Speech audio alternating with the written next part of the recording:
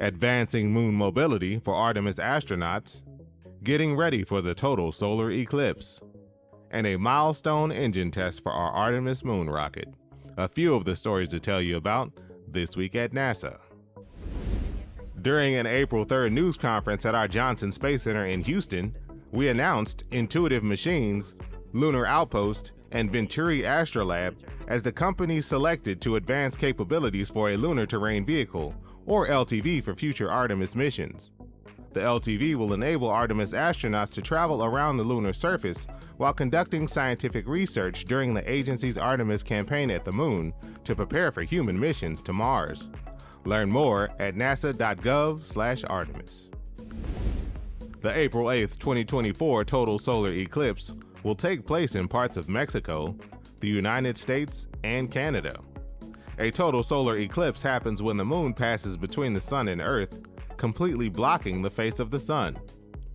NASA has online resources available at go.nasa.gov/eclipse 2024 to help determine when, where, and how to safely view the eclipse. We will host live coverage of the eclipse on NASA Plus, the agency's website, and the NASA app, starting at 1 p.m. Eastern Daylight Time. NASA conducted an RS-25 hot fire test April 3rd at our Stennis Space Center near Bay St. Louis, Mississippi.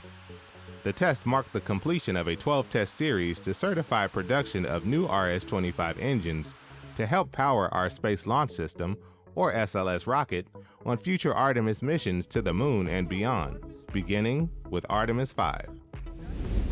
A team of astronomers has used our James Webb Space Telescope to survey Messier 82, or M82, a starburst galaxy located 12 million light-years from us. M82 is a relatively compact galaxy, but it has a great deal of star formation activity.